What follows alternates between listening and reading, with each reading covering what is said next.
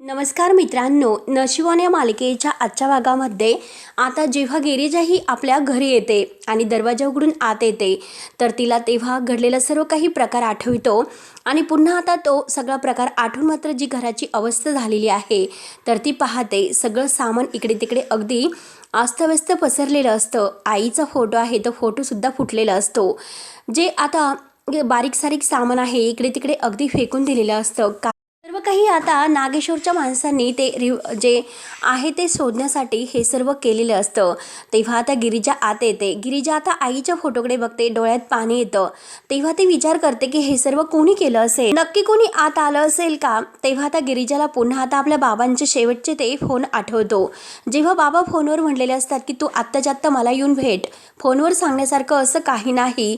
तेव्हा आता गिरिजाला ते सर्व काही आठवते आणि कदाचित ती माणसं ऐकत असतील असे जेव्हा बाबा म्हणलेले असतात तर तेव्हा गिरिजाने विचारले असतात की बाबा ती माणसं कोण आहेत. तेव्हा बाबा म्हटलेले असतात की ती माणसं माझ्या मागावर आहेत आणि माझ्यावरती नजर ठेवून असतात. तेव्हा आता गिरिजा विचार करते की बाबा ज्या काही माणसाबद्दल बोलत होते मग नक्की तीच माणसं नसतील ना ज्यांनी बाबांना मारले म्हणून. आणि तेवढ्यात मात्र आता लगेच शेजारचे लोक येतात आणि गिरिजाला हे सगळं काही बघून विचारतात की गिरिजा अगं हे सर्व काय झाले. तेव्हा आता गिरिजा म्हणते की बघा ना, कोणीतरी अगदी सगळं काही अस्तव्यस्त करून ठेवलेलं आहे, सगळी नासाडी करून ठेवलेली आहे. तेव्हा आता दुसरा एक माणूस म्हणतो की घरात कोणी नव्हते, तेव्हा कोणीतरी नक्की घरफोडी केली असेल. तेव्हा आता गिरिजाला मात्र आपल्या बाबांनी शेवटचे ते जे काही अक्षर आहे 3112 ते सर्व आता आठवतं आणि आता गिरिजा आपल्या मनात म्हणते की नाही ही घरफोडी नाही. तेव्हा लगेच आता गिरिजाच्या डोळ्यात पाणी येतं. इथे वेगळंच काहीतरी चोरायला ते लोक आले होते. तेव्हा आता तो जो काही फुटलेला आईचा फोटो आहे तर गिरिजा तो फोटो उचलते, डोळ्यामध्ये पाणी येत असतं.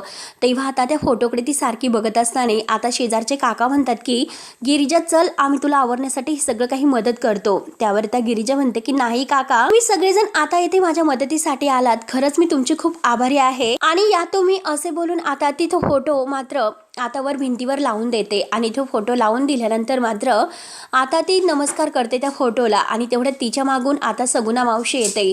सगुना मावशी आता गिरिजाकडे बघत असते. तेव्हा मात्र आता मावशीला बघून आता गिरिजा धावतच मावशी मावशी करत मावशीकडे येते. तेव्हा मावशी तिला लांब राहायला सांगते. सगुना मावशी तिला लांबच राहायला खुणावते आणि म्हणते की आता तरी तुला माझं म्हणणं पटलं का. हे सर्व जे काही झालेलं आहे ते सर्व तुझ्यामुळे झालेलं आहे. अगं हे बघ तुझा बाप सुद्धा तुझ्यामुळे मेलेला आहे. तुला माझं कधी ऐकायचं नव्हतंच, नको त्या माणसाच्या नादी लागली. मी तुला सांगत होते पण तरी सुद्धा तू ऐकलं नाही आणि तरी सुद्धा तू हाच विचार करत आहे की हे सर्व कोणी केलं म्हणून. अगं हे सर्व काही तुझ्या सासऱ्याने ते नाग्याने केलेलं आहे, लक्षात घे. तेव्हा आता गिरिजा ही सगुना मावशीकडे बघत असते. त्यानंतर आता इकडे नागेश्वर आता सुभानराव आणि आपल्या माणसांना विचारतो तुम्ही त्या घरामध्ये सगळं काही अगदी उचकून बघितलेलं आहे का, कुठे पेपर ठेवलेले सापडले का. तेव्हा आता त्याची माणसं म्हणतात की हो सर, आम्ही सगळं काही अगदी शोधलं परंतु आता आम्हाला कुठे काही सापडलेलं नाही. अहो एक कोपरा सुद्धा आम्ही अगदी घराचा सोडलेला नाही, फोटो फ्रेम आहे ती सुद्धा फोडून बघितली. तुम्ही जो काही कागदाबद्दल म्हणत आहात तर तो कागद आम्हाला नाही सापडलेला. तेव्हा आता नागेश्वर म्हणतो की अरे मग त्याने कुठे जमिनीत पुरून टाकले की पुरून टाकलं की अगदी जाळून टाकला की काय.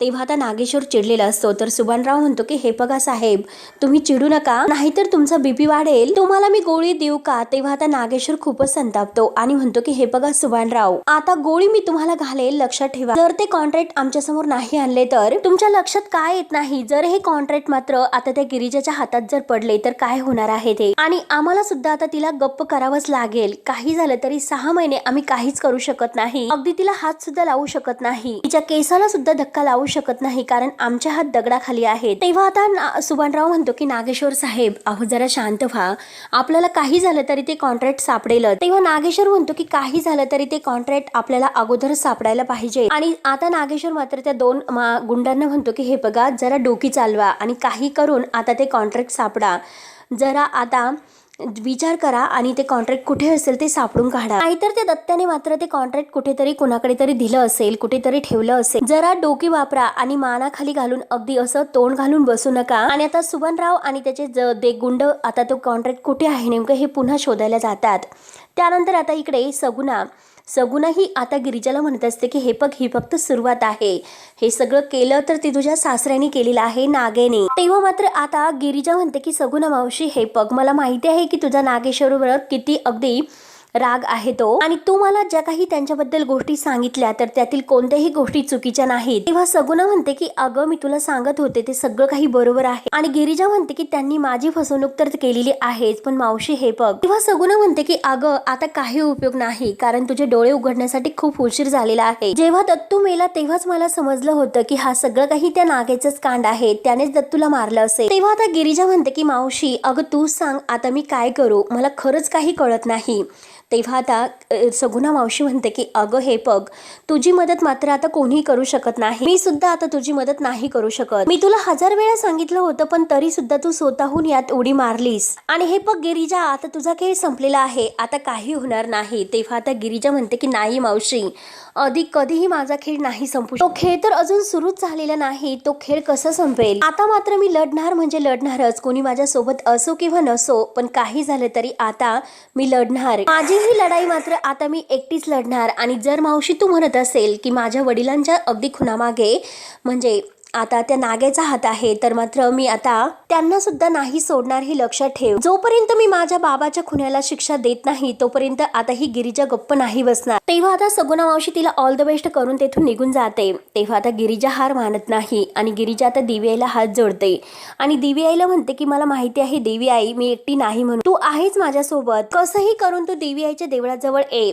तेव्हा आता गिरिजाला मात्र आता ते 31 आणि 12 या शब्दाचा तिने केलेला अर्थ आई ह्या शब्दाचा म्हणजे अर्थ मंदिर. आता ते मंदिराबद्दल तिला आता दत्तूचं पुन्हा बोलणं आठवतं. बाबांना जर आईबद्दल मला काही सांगायचं होतं तर त्यांनी मला घरी का बोलावलं नसेल असं आता गिरिजा विचार करते. त्यांनी मला देवी आईपाशी का बोलावलं असेल. आणि मोनूने मात्र आता हे गिरिजाला सांगितलेलं असतं की बाबा जेव्हा बाहेर निघाला होता तेव्हा त्याने शर्टमध्ये कोणता तरी कागद अडकवलेला होता, म्हणजे बाबांना जे काही सांगायचं होतं तर त्याचं उत्तर देवळात आहे. काही झालं तरी आता मला देवळात तर जायलाच पाहिजे, म्हणून गिरिजा आता मंदिरात यायला निघते. त्यानंतर आता इकडे रुद्र मात्र आता प्रभास काकांच्या रूम मध्ये येतो. प्रभास काकांजवळ येऊन त्यांचा हात धरतो आणि तो म्हणतो की प्रभास काका कधी तुम्ही बरे होताल. एवढं मी व्रत केलं पण तरी सुद्धा त्याचा काही उपयोग झाला नाही. तेव्हा आता प्रभास म्हणतो की मनात डोळे काही त्याचे बंदच असतात आणि म्हणतो की अरे रुद्र, तुझं जे काही व्रत आहे ते अगदी फळास आले रे, पण मला दाखवता येत नसतं बरं. तेव्हा आता लगेच रुद्र म्हणतो की हे बघा प्रभास काका, जेव्हापासून तुम्ही आता येथे रूम मध्ये आहात नक्की घरामध्ये काय घडलं असं आहे हे तुम्हाला खरंच माहिती नाही. तुमच्या मित्राच्या म्हणजे मुलीशी माझं लग्न झालं गिरिजा सोबत, आम्हाला मात्र तुमचा आशीर्वाद सुद्धा घेता नाही आला. त्यानंतर आता गिरिजाचे वडील तुमचे मित्र हे जग सोडून गेले. तेव्हा मात्र आता प्रभास हे सर्व ऐकून मनात म्हणतो की अरे त्या दत्तूला मारणारा तुझा बापच आहे. अरे मला तुला हे सांगावंसं वाटतं परंतु नाही सांगू शकत रे. आणि तेवढ्यात तेथे उर्वशी आत्या येते. उर्वशी आत्या आता लगेच म्हणते की रुद्र, अरे ते स्वतः शुद्धीवर नाही, मग तू आलेलं त्यांना काय कळणार बरं. त्यावर तर रुद्र म्हणतो की आत्या अगं कोणास ठाऊक, त्यांना कळत सुद्धा असेल पण त्यांना बोलता येत नाही. आणि आत्या तू त्यांना औषध देते की नाही व्यवस्थित. तेव्हा आता उर्वशी आत्या म्हणते की अरे त्यांची काळजी घेण्यासाठी त्यांची बायको आहे इथे, पण तुझं काय अरे रुद्र. तेव्हा रुद्र विचारतो की आत्या म्हणजे तुला नक्की काय म्हणायचं आहे. तर उर्वशी आत्या म्हणते की अरे म्हणजे त्या गिरिजाने तुला अजूनपर्यंत स्वीकारलेलं नाही आणि हे बघ अजून सुद्धा वेळ गेलेली नाही रुद्र, त्या सावीचा हात हातामध्ये घे आणि तिच्याशी लग्न कर. तेव्हा आता रुद्र अगदी चिडतो. रुद्र म्हणतो की आत्या बास कर. अगं हे बघ तुझं कितीही आता या लग्नाला जरी विरोध होता पण तरी सुद्धा आता आमचं हे लग्न झालेलं आहे. तेव्हा आता उर्वशी आत्या म्हणते की अरे अजून सुद्धा तू तिला सोडू शकतो, कारण अजून तसंही वेळ गेलेली नाही आणि 6 महिने तर अजून तसे बाकी आहेतच. त्यावर आता हे ऐकून रुद्र विचारतो की आत्या नक्की तू काय म्हणतेस. आता तू काय म्हणालीस 6 महिन्याचं काय. तेव्हा आता उर्वशी आत्या लगेच बोलणं बदलते आणि म्हणते की अरे म्हणजे मला असं म्हणायचं होतं की 6 महिने काय किंवा 8 महिने काय, कशाला वाट बघायची बरं. तसंही तू सोडणार होताच, मग आत्ताच सोडून दे. पाहिजे तर आपण आता तिला घरी सोडून येऊयात आणि तिला पैसे देऊयात. आता प्रभास हे सर्व ऐकत असतो. रुद्र म्हणतो की आत्या काय बोलतेस. गिरिजासोबत लग्न झालेलं आहे आणि मी आता तिच्या वडिलांना वचन दिलेलं आहे आणि तिचा मी आयुष्यभर सांभाळ करेन. किती काही झाले तरी आता हे वचन मी नाही मोडणार. माझं गिरिजावर प्रेम आहे आणि किती काही झाले तरी सुद्धा मी गिरिजाला एकटी नाही सोडणार. असे बोलून आता लगेच रुद्र हा बाहेर निघून जातो. तेव्हा उर्वशी त्याला खूपच राग येतो. त्यानंतर आता इकडे गिरिजा मंदिरात येते, कारण दत्तूने आता नक्की देवी आईच्या देवळात ते कागद काहीतरी त्यांना सांगायचं आहे, तेथे लपवले तर नसतील ना असं आता गिरिजा विचार करते आणि देवळामध्ये आलेले असते. ते काही 31 आणि 12 हा नंबर नाही म्हणू, अरे ते मात्र आई हा शब्द आहे. हे मात्र आता गिरिजाला पुन्हा मंदिरात आल्यानंतर आठवते. आणि आता ती विचार करते, बाबांनी मला येथे मंदिरात का बोलावून घेतलं असेल, बाबांना असं मला काय सांगायचं असेल. म्हणून ती देवी आईच्या देवळात येते आणि देवी आईला म्हणते की आई काय झालं, अगं काय माझं काही चुकत आहे का. अगं देवी आई, मला खरंच काहीच कळत नाही की नक्की काय होतं. करून करून माझा आता पूर्णपणे गोंधळ उडून गेलेला आहे. मी नक्की काय करू तेच मला नाही कळत. बाबांनी मला येथे आईच्या देवळातच बोलावलं होतं, मग नक्की आता काहीतरी बाबांना सांगायचं असेल. आणि आईचं देऊळ म्हणजे बाबांनी नक्कीच येथे काहीतरी ठेवलं असेल. नक्की आता देवी आईच्या देवळामध्येच आता मला ते सापडेल की नक्की काय आहे ते. म्हणून गिरिजा मात्र आता तेथे सगळीकडे शोधत असते. त्यानंतर आता इकडे रुद्र मात्र आता घरी गिरिजा कुठे गेली म्हणून तिला शोधत असतो. आणि तेवढ्यात आता ह्या वासंतीची आता पूर्ण घराची तयारी सुरू असते, स्वयंपाक वगैरे ती करत असते. रुद्र तेथे येतो. आता विचारतो की आई साहेब, अहो गिरिजा कुठे गेल्या, त्या दिसत नाही. तेव्हा आता वासंती म्हणते की अरे मला तर असं वाटलं होतं की तुम्ही दोघं सकाळी सकाळी बाहेर गेलात, काहीतरी काम असेल, पण आता मात्र तूच विचारतो की गिरिजा कुठे आहे. तेव्हा आता रुद्र म्हणतो की आम्ही, अगं नाही. तेव्हा वासंती विचारते की काय रे रुद्र, अरे काय झालं, कसला विचार करतो. रुद्र म्हणतो की आई अगं हे बघ, मला असं वाटलं की एनजीओमध्ये आता कार्यक्रम आहे, त्यामुळे मी त्यांना सोबत घेऊन गेलो असतो आणि त्यांच्या ओळखी सुद्धा झाल्या असत्या तेथे आणि त्यांच्या सुद्धा मनाला बरं वाटलं असतं, म्हणूनच विचारलं. पण त्या मात्र आता कुठेही दिसत नाही, नक्की कुठे गेले असतील. म्हणून आता रुद्र आता मोनूला आवाज देतो. मोनू आता धावतच येतो आणि काय दाजी असं विचारतो. तेव्हा आता रुद्र त्याला विचारतो की अरे तुझी ताई कुठे गेली. आता मोनू म्हणतो की मला नाही माहिती. तर आता वासंती म्हणते अरे रुद्र तू तिला फोन करून बघ. तेव्हा आता रुद्र म्हणतो की आई साहेब, अहो केव्हापासून मी त्यांना फोन करतोय पण त्या फोन सुद्धा माझा उचलत नाही. आणि आता तो आईंनाच म्हणतो की आई साहेब मला येण्यासाठी जरा उशीर होणार आहे, कारण त्या एनजीओ मधील कार्यक्रम अगदी लांबणार आहे, त्यामुळे वेळ तर लागेलच आणि जरा मी थांबतो, त्यांची वाट बघतो. जर त्या आल्या तर मी त्यांना घेऊन जातो सोबतच, तोपर्यंत तुम्ही नाश्ता करून घ्या. तेव्हा आता वासंती म्हणते की चल मोनू, मी तोपर्यंत तुला नाश्ता देते.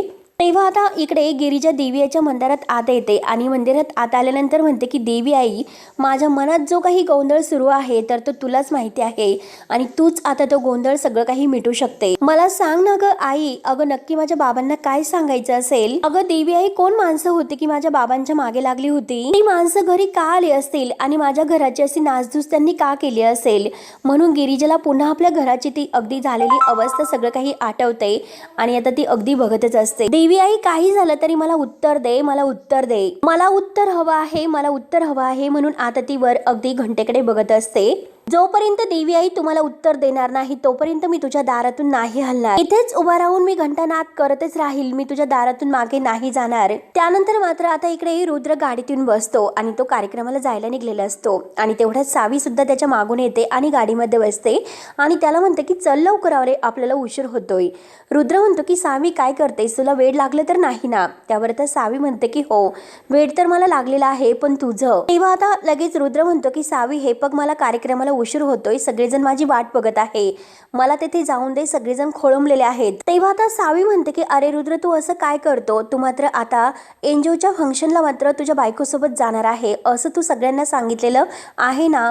तेव्हा रुद्र म्हणतो की हो. अरे पण काय, अरे रुद्र तुझी बायको कुठे आहे. तेव्हा आता रुद्र खाली माग बघतो आणि ती असं म्हणतो. तेव्हा सावी म्हणते की हो, तिच्याकडे वेळ नसेल तुझ्यासाठी आणि चल मी तुझ्या सोबत येते, तू तेथे मात्र सगळ्यांना सांग की मी तुझी बायको आहे म्हणून. त्यानंतर आता इकडे मात्र गिरिजा ही घंटानाद करत असते, अगदी डोळे बंद करून तिचा घंटानाद काही बंद नसतो. आणि इकडे मात्र आता रुद्र सावीला म्हणतो तू गाडीच्या खाली उतर, मूर्ख आहेस का तू. त्यावर आता सावी म्हणते की अरे मूर्खपणा मी नाही तर तू करतोय. अरे तुमच्या दोघांचं लग्न जरी झाले असले तरी सुद्धा तुम्ही वेगवेगळं झोपताय. तेव्हा रुद्र म्हणतो की सावी तुला कळत आहे का, या जन्मात तरी आता आम्ही आमच्यासाठीच आहोत, गिरिजाशिवाय माझ्या आयुष्यामध्ये कोणीही येऊ शकत नाही. तेव्हा आता लगेच ही सावी अगदी गिरिजा विरुद्ध आता कान भरत असते. अरे रुद्र तुला नाही कळत, अरे तिचे वडील गेल्यापासून ती फक्त तुझी सिंपती मिळवण्याचा प्रयत्न करते, तुझा फायदा घेते, फक्त आणि फक्त तुझा वापर करून घेत आहे. तेव्हा आता रुद्रला आता ह्या सावीचा इतका राग येतो, रागाने तो तिच्याकडे बघत असतो. त्यानंतर आता इकडे गिरिजाचं घंटानाद हा सुरूच असतो. तोपर्यंत आता देवी आई तिच्या प्रश्नाचं उत्तर देत नाही, तोपर्यंत काही आता घंटानाद ती सोडायला तयार नसते. आता गिरिजाच्या हातातून रक्त यायला सुरुवात होते, पण तरी सुद्धा मात्र गिरिजा काही घंटानाद सोडत असते. आता गावातील जे काही लोक आहेत तर ते अगदी धावतच तेथे मंदिरात येतात. अगं ए गिरिजा थांब पोरी, अगं ए गिरिजा थांब पोरी म्हणून आता सगळेजण गिरिजाला अगदी अडवण्याचा प्रयत्न करतात. गिरिजा कुणाचं काही ऐकून घेत नसते, सर्व त्रास ती सहन करते, पण तरी सुद्धा घंटानाथ तिने काही सोडलेला नसतो. आणि तेव्हा मात्र आता खरंच चमत्कार होतो. देवीआई जागे होते आणि देवीआईने मात्र आता ह्या गिरिजाचं कोडं सोडवलेलं असतं.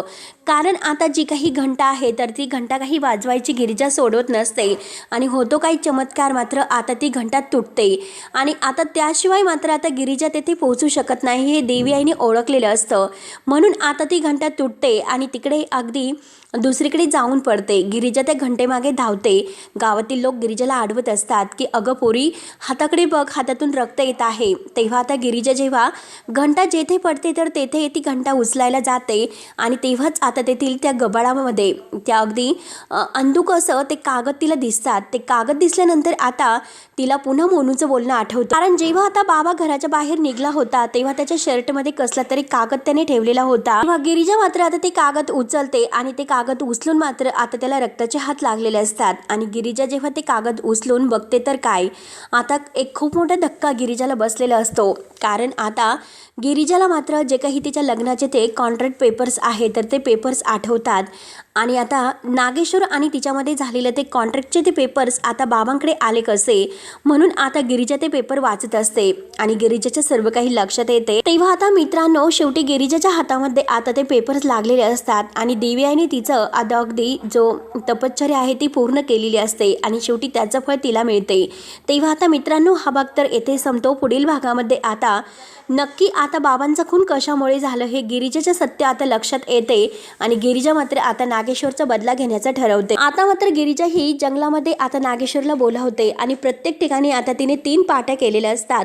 विश्वासघात, धोका आणि खून असं त्यावर आता तिने अक्षर लिहिलेलं असतं. नागेश्वर तेथे जंगलामध्ये येतो आणि जंगलामध्ये आता जे काही त्या पाट्या वाचलेल्या आहेत तर ते रक्ताने तिने जे काही विश्वासघात, खून आणि धोका हे शब्द लिहिलेले आहे तर नागेश्वरने वाचल्यानंतर गिरिजा त्याच्या समोर येऊन उभी राहते. तेव्हा नागेश्वर ते सर्व फेकून देतो आणि विचारतो की काय सुनबाई हे सर्व काय आहे. तेव्हा आता गिरिजा म्हणते की नागेश्वर साहेब तुम्ही माझा खूप मोठा विश्वासघात केला, माझ्या बाबांचा खून केला, ज्या कॉन्ट्रॅक्टबद्दल बाबा मला सांगणार होते म्हणूनच तुम्ही माझ्या बाबांना. आता लगेच हा नागेश्वर म्हणतो की हो म्हणूनच मी तुझ्या बाबाचा खून केला, त्याला संपवलं, त्याला आयुष्यातून उठवलं. आता ह्या 3 शब्दामुळे आता गिरिजांनी जे काही अगदी नागेश्वरकडून सत्य वधून घेतलेलं असतं. नागेश्वर लगेच आता आपल्या खिशातून चाकू काढतो आणि म्हणतो की आता तुला सुद्धा मी संपवणार आहे. म्हणून तिच्या पोटामध्ये तो चाकू खुपसायला जातो. तोच लगेच गिरिजा आता त्याला अडवते आणि तो चाकू धरते. आता मात्र गिरिजा हा नागेश्वर आता त्यानेच आपल्या बापाचा खून केलेला आहे हे सत्य मात्र त्याच्याकडून वधून घेते आणि ते सत्य समजल्यानंतर मात्र आता गिरिजाला एक खूप मोठा धक्का बसून नागेश्वर आता अगदी ह्या गिरिजाला मारायला निघतो. तेव्हा आता मित्रांनो आता पुढे नक्की काय होतं हे बघण्यासाठी आपल्या चॅनलला नक्की सबस्क्राईब करत राहा. धन्यवाद.